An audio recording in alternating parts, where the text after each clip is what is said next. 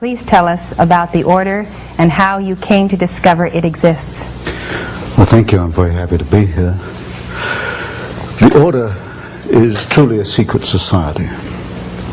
It was founded in the United States at Yale University in 1833.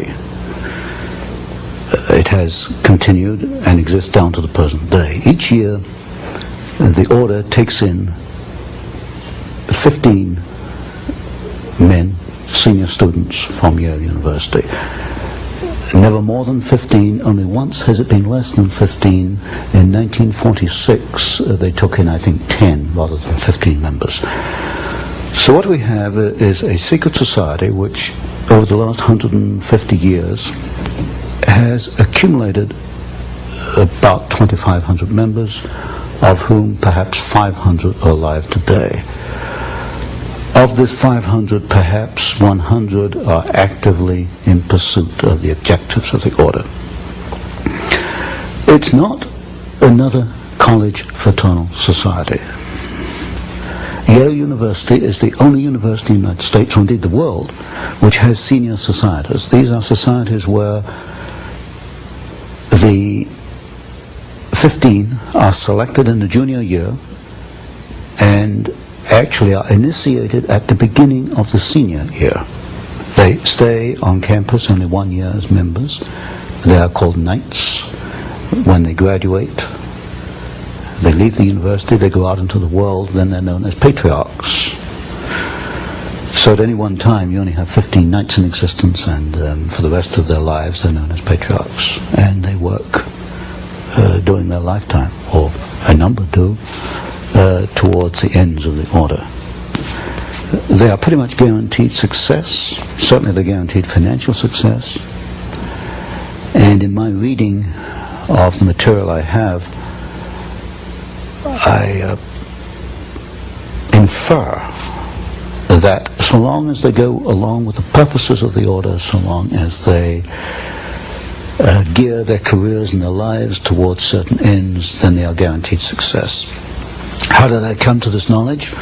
Well, up to 6 months ago, I denied that there was a conspiracy, because frankly I couldn't prove one. I suspected a conspiracy, but I couldn't prove there was one until 6 months ago. Well, a little before 6 months ago, I received the catalog, which is the membership list of the society, all the way back to 1833, and I received some of their internal documents, enough for me to put together the way they correspond with each other, the operations within the order, to some extent their problems, and to some extent their objectives. Now this is the book, An Introduction to the Order, by Antony C. Sutton. It has a skull and bones on the front and 322. The 322 is an identification.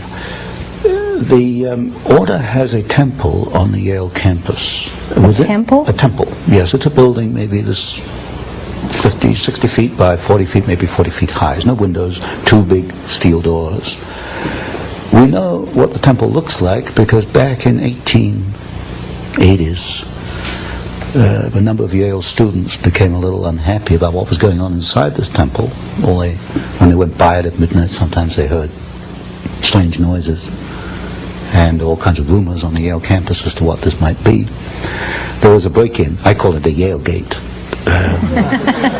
There was a break-in to the temple, and the students who broke in cataloged what they found, and they made a drawing, a design of the interior of the temple. And 3 of the rooms are numbered. One is 322, one is 323, and one is 324. 322 is also, I suspect, the chapter number. And also in correspondence between members, they conclude their correspondence, where you and I would conclude yours truly or yours sincerely. They conclude yours in 322. Why 322? There are several theories for this. One is that the order originated with Demosthenes the Greek in 322 BC. That's one theory.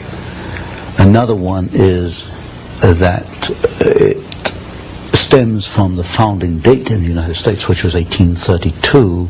So really we have the last two numbers, 32, the second chapter founded in 1832. The skull and crossbones are prominent in their ceremonies, initiation ceremonies. This is a symbol of death. Now, why would they take a symbol of death? Yes, from what I understand, when a new member is initiated, that would be in the senior year at Yale, he's placed within a coffin. Oh my. And now we only know this from the Yalegate papers, at least I call it Yalegate. And from the photographs we have of members inside the temple, many of these photographs are the 15 sitting around a table, and they have this skull and the crossbones sitting on the table in front of them. It is the symbol of death, and it has been called the Brotherhood of Death, and I think it probably more adequately should be called the Brotherhood of Death. So what I've had to do is look at the history, the biographies of the leading members of the order, and reconstruct their career and see if there's a common pattern in their careers. While doing that, I came across some interesting documents. Some members apparently are not too happy once they become involved with this after 10 or 20 years. One member in particular left a memorandum. He wrote it in 1932. It was buried away in his papers. I don't think anybody found it before I did. And it was a 6-page memorandum on the order, naming some of the members, and said it was the most sordid thing ever happened in the history of man. So, but to come back to my point, I have to reconstruct the objectives. What are the objectives? In the words of one member, might is right. If you have the power, you use it to achieve your objectives. What is the objective? As you look at the histories of individual members, it can only be one thing: to acquire power, to keep power, to use power for their own purposes. That year, that senior year, selects the next group from the junior class. Within the order, each group of 15 are known as clubs. I call them cells because they're very close to the Jacobin cell, the revolutionary cells, but internally they refer to them as clubs. Each club has an identifying number. For example, Averell Harriman is a very influential member of the order, the son of Edward Harriman, the railroad magnate. Harriman was initiated in 1913. His club number is D111. All the other 14 of D111 have died off. Averell Harriman is the only one left. To come to the other part of your question, who are some of the significant members? Today, 2 men stand out. One is Averell Harriman, who is the chief financial angel of the Democratic Party. The other is Vice President George Herbert Walker Bush.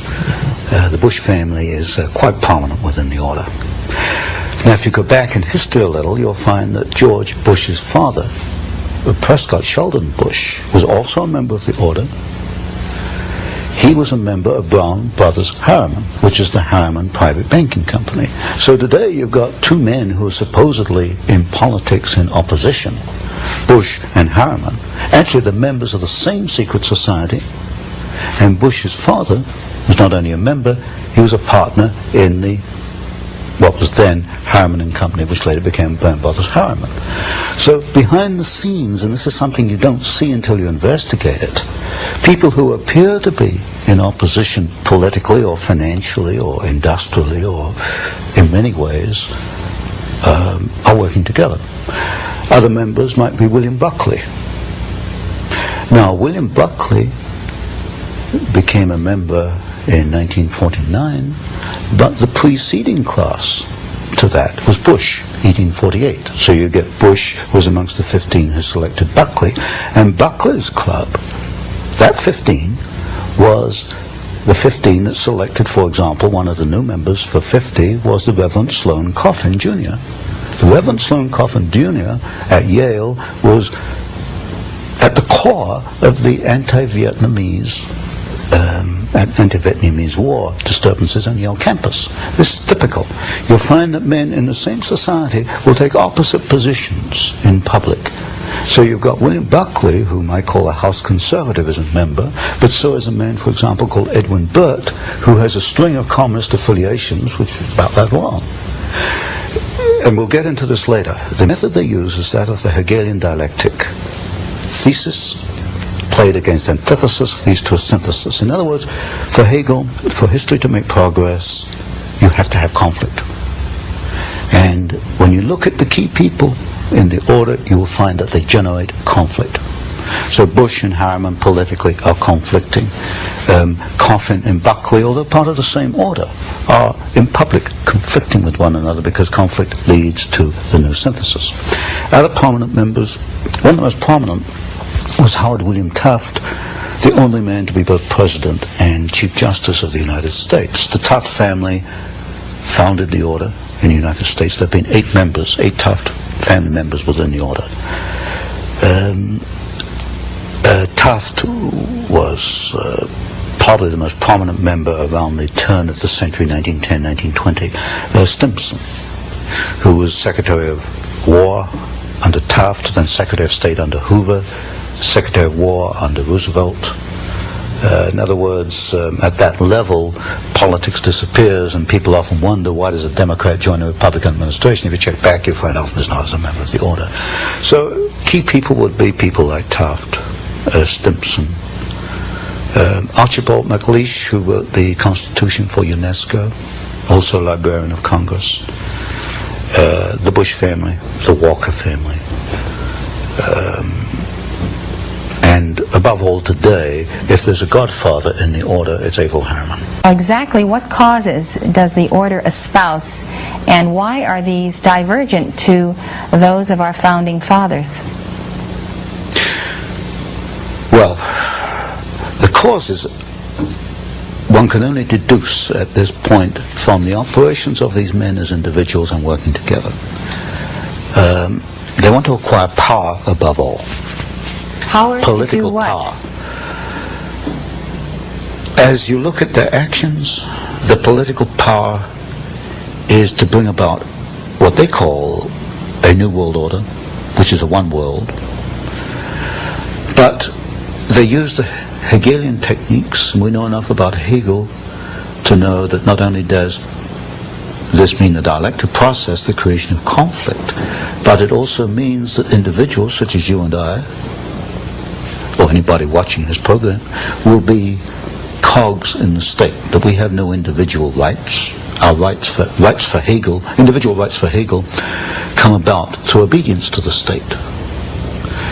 We see it in the educational process, which we'll probably talk about later, that we have adopted what I call a Hegelian system of education, which is not to bring out your innate talents, but to prepare you to be an individual cog in the state. Now, are you saying the members of the order believe this, and this is a part of their worldview? I would say that there is a minority within the order that does believe it. There's one thing I've learned in looking at the papers, that they're not all active. Maybe at any one time only 20% are active. Undoubtedly, the 20% that are active have this goal. If you look at Taft's great work, although as a president he hasn't accounted for very much in the literature, Taft's great work was to bring about the World Court, international law. International law in the World Court will be essential in the New World Order. If you take, for example, the career of Bush, Vice President Bush, when he was ambassador to the United Nations, he helped a process called mondialization, which was a process by which an individual American city would adopt United Nations stature. In other words, it's a diminution, a dilution of U.S. sovereignty. So if you look at these individuals, Stimson is another very good example. Averell Harriman, certainly, in the way he's financed the Soviet Union, has worked towards the build-up of the Soviet Union. If you look at these individuals and ask what is the common pattern is the creation of a one world. Now, supposedly, these people believe that they are great benefactors of our society, the wise men, those who are especially endowed to rule, and who also believe that the best interests of America happen to be their own best interests as well. I have never seen anything in their literature which leads me to believe that they have our individual rights in their hearts. What I do see in the literature and in the documents is a ruthless drive to acquire power for themselves and to help each other, because this is one of the tenets of the order, that if you have 3 men coming before you for a job, the preference absolutely goes to your brother in the order. This is, in my book, The Order, Introduction to the Order, I call these chains of influence, and I trace one pattern where Stimson brought the McBundy family into the War Department. Then the McBundys go on and become key people both in Department of Defense and in the Council on Foreign Relations. They help each other along the way. And when you get even a small number of men doing this, it can exert a very powerful force, a very powerful influence. So the basic assumption is that because they know what is best for America, the way to preserve that is to amass power to see to it that the destiny they envision comes to pass. My assessment is they're not thinking what is best for America, they're thinking what is best for the order. What is best for the order is what is best for America. In their eyes. Order. Yes, in their eyes. Yeah. What's good for us has to be good for America, so we will remold America according to their pattern. That's right. Yeah. It remains secret for 150 years because these people are under an oath not to talk about it.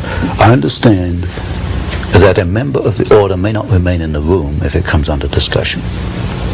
Now, if I can elaborate on this a little bit, this poses a problem for Mr. Bush, because I write something called the Phoenix Letter, which is a monthly newsletter, and last November I began to open up.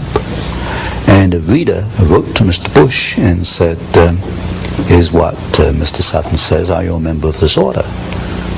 And the letter the reader got back was very interesting. It said, in effect, that the Vice President was not a member of a sordid secret society. That was not the question. The question was, are you a member of a secret society? The answer came back, he is not a member of a sordid secret society. Inserted the word, you see. This was a reader who doesn't give up, so he went back again. And I understand that as it stands, as we are now, that Mr. Bush is not willing either to admit he is a member of the order or to deny it, because they're under this oath not to discuss it. So when people look at the Council on Foreign Relations, in effect what they've been doing is looking at a kind of a veil which hides the order? Yes. The core, or my work, came about almost by accident. If someone had not donated to me the membership list, we wouldn't be here today. It's remained secret because nobody has done that. Everybody's been looking at the Council on Foreign Relations, the Trilateral Commission, the Bilderbergers. They are not truly conspiracies because the membership lists are open. The membership list of the order has not been open. So there's a distinction between the CFR and the Trilaterals and the order. CFR and Trilaterals are not conspiracies because they are not secret. They do what comes naturally. And this, of course, is very different argument to many people who've promoted conspiracy have made. They get across the idea that these people telephone each other and have little drawings and maps and diagrams. They don't operate like that at all. If you meet these people, they think alike. They talk alike. They come up with the same ideas simultaneously and they move simultaneously. They know what they have to do. So they're a breed. They're a breed. Exactly. Now, Tony, what has this breed done? What are their chief accomplishments in molding domestic and foreign policy and actual events in American history since their founding at Yale? One is they have acquired enormous political and financial power. You'll find representatives of the order in politics. What have they done with this power? What has happened to America that would not have happened had they not been the order? Creation of war and revolution. Specifically, which ones? Do you have documents on that? The third book book in this series, which I'm bringing out, takes two wars and one revolution. Well, two revolutions in one war. World War II, the Bolshevik Revolution, and the rise of Hitler, which I call a revolution in Germany. We can find the order behind the Russian Revolution, the Bolshevik Revolution. We can find behind the rise of Hitler. We can find in the maintenance of both of these systems, the transfer of technology to both. Since you've already proven that Wall Street is behind the Bolshevik Revolution and the rise of Hitler, now you're proving that the order is behind Wall Street. Exactly. Now, who's the key figure in the order or figures that mold Wall Street? In order of dominance, Averell Harriman, partner in Brown Brothers Harriman. Stanley of Morgan Stanley. It used to be J.P. Morgan, then it became Morgan Stanley. Those two are the key. Now, what did the order want to accomplish in the Bolshevik Revolution? You create opposing forces which you place in conflict. Out of conflict, you've got profit. You've got political power. And you can direct history. And if you look at the writings, for example, of the Trilateral Commission, they talk openly in the Trilateral Commission about managing conflicts, not solving conflicts, but managing conflicts. Conflict management. That's the cry. So they got the profit, the power, and the management. Mm-hmm. Where do they want to steer history through the Bolshevik Revolution? They wanted to set up, and they did, two opposing forces. Out of that came World War II. There were logical steps in the process. They used the same bank, Guaranteed Trust Company, as the conduit for the financing of Hitler, and also as a conduit for financing, and also the early days of the Russian Revolution. In fact, in Russia, Soviet Russia in 1923, a vice president of Guaranteed Trust Company was the foreign director of the Roscom Bank, which was the first Soviet overseas bank that was set up. They were that close in those days. You'll get a very close relationship between the early Hitler days and members of the Order, which is in the third book. I think the Order has been at war with the United States in general since 1833. There's no question about that when you look at their individual actions. And that is because if the flower of the United States, the flower of freedom, was to become what its potential was, mm-hmm. their very elite positions would not have a stronghold. Exactly. The greatest single threat to this breed that has antedated Christ is the nation that has itself founded upon a constitution that absolutely guarantees the rise of the individual. Mm-hmm. This is one of the problems. They cannot live with the Bill of Rights.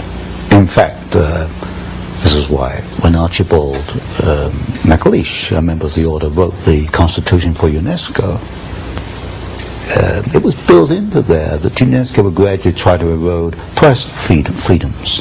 In the Trilateral Commission, you'll find the same criticism: too much freedom of the press. There's just too much freedom for these people. They can't live with the Constitution. They tried to change the Constitution through the Fund for the Republic down here in Santa Barbara. They've not been successful yet, but they realize that there are roadblocks they've got to overcome to achieve what they want.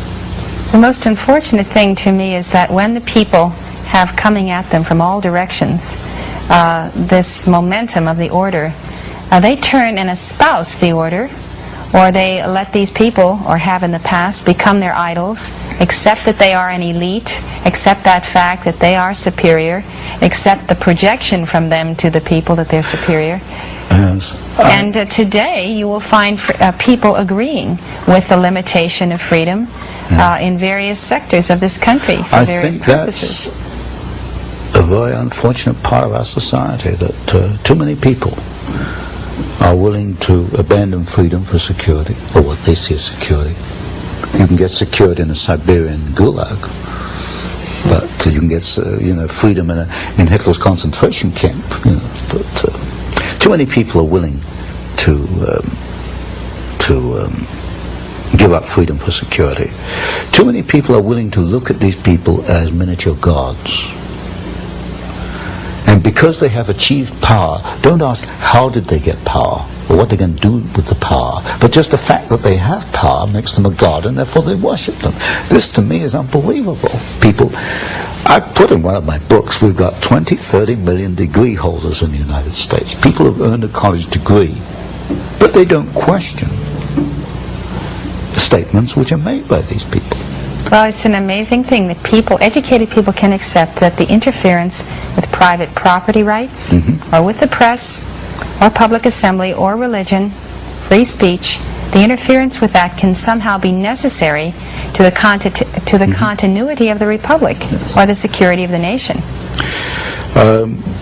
It's ridiculous. I can't answer for these people. All I hope is that they will examine their own consciences and their own mind. Well, Tony, I think that in conclusion, it's very important that we understand how you develop in your third book, which is about to come out, the development of conflict to produce war or peace that they're choosing, and how that has worked, let's say, in Vietnam, or in the situations that are occurring today in the Middle East, where there is great conflict. How is the order managing the conflict we see on the globe today? Well, it's, as I mentioned before, basically it is using the Hegelian dialectic. You establish one side, then you establish the other side, then you bring them into conflict, then you manage that conflict. So you establish Soviet Union, you establish Hitler, you bring them into conflict, World War II. By managing the conflict, you can control the next decade or so. And as I mentioned, we built up the Soviet Union. We're building up their China today, communist China. We're even going to send them military technology. So by 1990, 2000, we've established the two sides. We bring them into conflict. Now tell me, why does Reagan go along with these agreements with Red China, which he just did, to supply this technology? He's not a member of the order. Why does he respond to its stimuli? Because you've got a group within the administration who are members, who are connected with the order. When you get a group quite capable men working together, they can wear down opposition, they can erode opposition, because they're all kind of marching in step. If you get 3 men marching in step, they can do more than 20 men marching to their own step. Do I make my point here? And within the order, for example, or within the administration, you've got, for example, Mr. Bush, and the people around Mr. Bush, Mr. Baker, Chief of Staff in the White House. And gradually you've seen the weeding out of those individuals who are independent. They've either resigned or they've been moved out to other departments. So in effect the order has taken over very gradually and very carefully, without any fanfare. How is the order then managing the conflict in the Middle East? It's hard to believe that the Arabs or the Iranians or the Iraqis are actually under anyone's control except their own. I can't fully answer that today. Many of these questions you can only answer maybe 10 years later, when you can look at it in perspective. For example, I can look at Pearl Harbor today and see quite clearly a much different picture on Pearl Harbor than was put out in 1941. I can't look at the Middle East today and make too much sense, except you've obviously got two sides. You've got the Hegelian dialectic at work. You've got conflict being created, conflict being managed. The Marines go in, the Marines go out.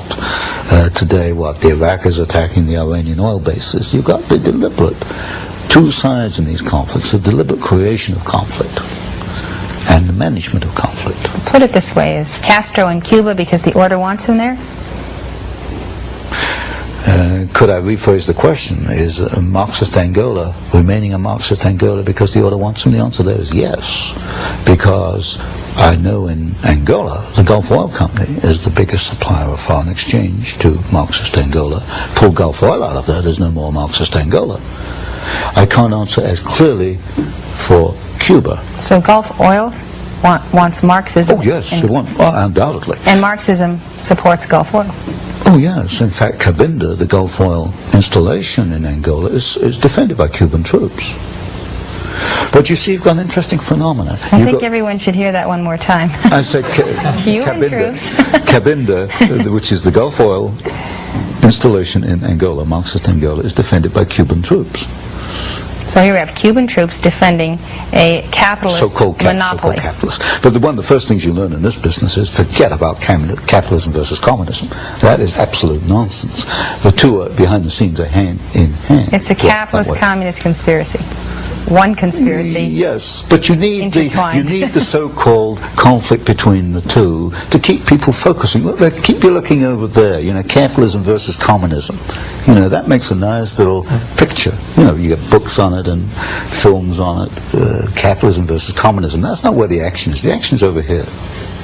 Well, what's the greatest single threat to the United States in terms of Central America, Nicaragua, El Salvador, the government of Mexico, that we need to be aware of in terms of an understanding that it is the order that is arranging things that are very detrimental to the future of this country? Well, there you have a complex picture. Because it's not only a Marxist movement, it's also a rebellion against poverty, and there's bitter poverty down there, as we all know. I had to go across the border into Mexico to realize that. You have the intervention of certain religious groups, the Marian sisters, the Jesuits. There's another conflicting factor down there. You have, for example, in Panama, where the Panama Canal was handed back to Panama, and there's a story behind that which involves the debts that Panama owed to the United States and the functions of Marine Midland Bank. And of course, Sol Liner was director of Marine Midland, was a negotiator down there. You've got a very complex picture in Central America. What it is the creation of turmoil. Out of it, we will either get bogged down in another war, or we'll get a series of Marxist states. But what we're heading into, I think, is an era where the order is willing to back some Marxist states, but not others. It will back Marxist Angola. It tried to back Nicaragua for a while. It would not back Grenada. In other words, we're getting to a situation where there are good and bad